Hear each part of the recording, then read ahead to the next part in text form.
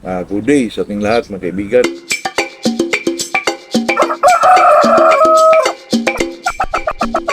Kaibigan, medyo okay na po ang panahon kasi kaninang umaga ay umuulan po. Bago tayo mag-umpisa mga kaibigan, ay shout out muna tayo kay Silso Kahis from Qatar, Jeannie Carbuna from Cebu.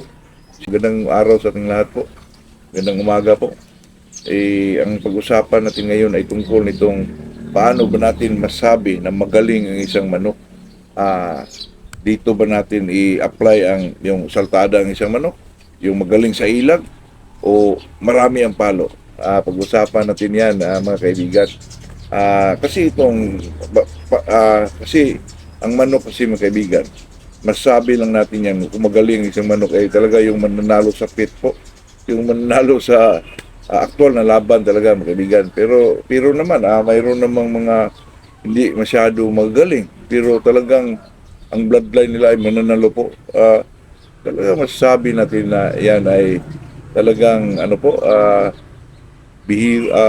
mahiwaga ang sabong mga kaibigan. Kaya nandito na tayo, papasok tayo sa kahiwagahan ng sabong po. Kaya kung tayo naman ang isang sabungiro mga kaibigan ay talagang maobserba tayo po. Maobserba, tapos kung ano man yung mga bagay-bagay, kahit maliliit na bagay tungkol sa sabong ay pakialaman natin po para magtagumpay tayo sa ating hinahangad na panalo sa laban mga kaibigan. Kaya itong masasabi lang natin ng isang manok po na magaling, lalo na pag sa sabong ay talagang magaling siya, sa bitaw po magaling talaga isang manok, tapos pagdala mo sa pit ay talagang mananalo din, ay talagang masabi natin yan na ang manok na yan ay magaling. Pero kung dito lang sa atin, bitaw natin magaling, pero pagdating sa pit or sa laban na actual talaga matalo, maraming factor din yan mga kaibigan. Baka sa paglagay ng tari, or baka nag-up yung manok mo, short ang palo niya. Ganyang klase mga kaibigan ay talagang bigyan natin yan ng remedyo po para hindi na maulit yung maganyang klase ng natalo ka tungkol lang sa mga ganyan. Lalo na ang manok ng kaibigan, ang sabungan ay may ilaw. Hindi mo mailawan yung manok mo sa conditioning mo. Talagang malaking factor ng kaibigan na kaya natalo yung manok mo. At saka itong physical conditioning. Ito kasing mental, physical na paka-importante sa manok po, lalo na pag salang mo siya sa 21 days conditioning, talagang hindi mawala ito kasi ang manok ay parang tao din yung mga kaibigan na may mag-obserba din sila. Lahat ng kulay ay inaano din nila sa kanilang system. Kung ano man yung mga bagong makita nila, talagang mapiktuhan din sila. Kaya lahat ng bagay mga kaibigan na makapikto sa kanila, kailangan obserbahan din natin yun mga kaibigan para naman makita natin yung kung ano mga dahilan po. Pero ang isang manok na magaling mga kaibigan, di mo na kailangan yan ang training niya ay talagang mo talaga, isagad mo yung mga exercises nila.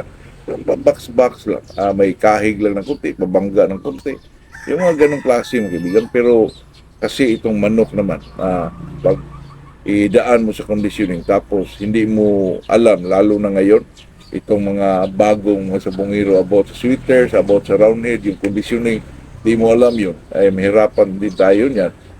Kaya nga ang the best na obserbasyon lang po. At saka itong tinatawag lang common sense mga kaibigan, napaka-importante po. Kasi ang masasabi lang natin sa isang manok na siya ay magaling ay talagang sapit lang talaga maanuhan yung kaibigan na masabi mo siya ay magaling.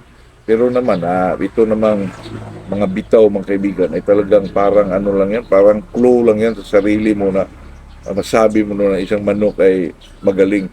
At saka may mga gifted talaga na mga tao, mga kaibigan na talagang makita nila yung mga palo ng isang manok po. Ibig sabihin palo, yung cutting mga kaibigan ba, na isa sa mga nagdala sa mga panalo ng isang manok, itong cutting. Kasi itong cutting mga kaibigan, may mga manok kasi na medyo ang cutting na short po, lalo na pag medyo ang manok, nag-up sa conditioning mo, talagang short po. hindi nila extended yung pa, parang dito lang kaibigan, kaya talagang matatalo po. Pero naman, ako ilang beses ko nang nagsabong or naglaban sa pit mga kaibigan eh, hindi ko nakondisyon yung manok at saka nanalo naman. Siguro, ang manok talaga isang magaling lang siguro. Kaya ako masasabi ko sa isang manok mga kaibigan, kung gusto mong patunayan na itong manok na to ay magaling, ipakainin mo lang ng normal na pagkain po, inirton lang, wala kang ibigay ng mga vitamins, try mo. Pero bigyan mo rin siya ng video, mag-scratch box ka. Pero hindi, mga kaibigan, hindi full na lang ba? Yung kanyang galing lang ang ipakita talaga niya, yung walang mga vitamins, yung inerton lang. Pero hindi siya nakadanas ng mapasmo, mga kaibigan, yung sa pagkain, yung eksakto lang na, yung umaga, hapon, eksakto ang oras, tapos tubig nandyan. Pero hindi mo na i-kondisyon, yung box lang, ilagay lang sa board, talagang hindi mo na ikahig ng kunti-kunti lang. Tapos ilaban na walang mga vitamins mga kaibigan. Diyan mo makita ang isang magaling na manok po. Kasi ang ibang magaling na manok, pag may hinaluan mo naman ng mga vitamins mga kaibigan, ano yung mga ipabigay mo mga tablets o ano yan, masira yung laban nila, parang mawala sa focus. Kung gusto mong na itong manok mo, nakita mo magaling siya, ilaban mo, wag mong ikondisyon mga kaibigan. Tingnan mo yung niya, yung talagang kapasidad niya na manalo sa isang laban po. Tapos kung mananalo man yung manok na yan, maganda i-broodcock yan. Kasi lang talaga, ang binasahan niya, yan talagang galing niya. Hindi yung pasukan siya ng mga vitamins, pasukan. Kasi ang manok naman mga kaibigan, kung hindi mo yan bigyan ng mga vitamins, napakatalas ng tari po. Kaya yung sabihin ng iba, napakadiin ng palo. Nako, mga kaibigan, kahit hindi masyado madiin.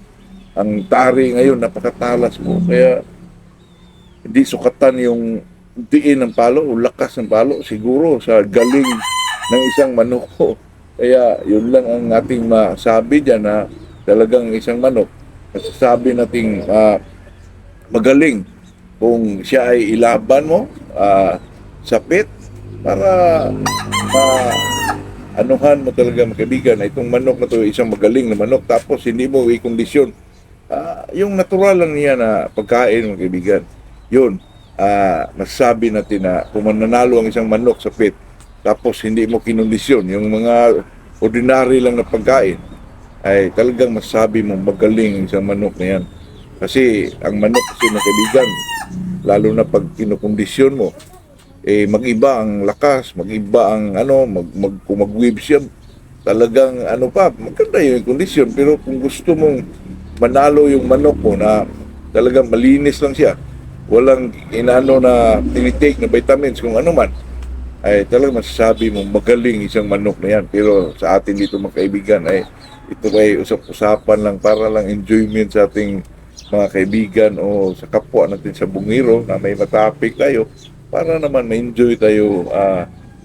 Talaga naman pag ang hilig natin ay ganito po, manok talaga, ay pag-usapan na natin lahat para naman na full yung kasiyahan natin dito mga kaibigan. Magandang umaga sa ating lahat po.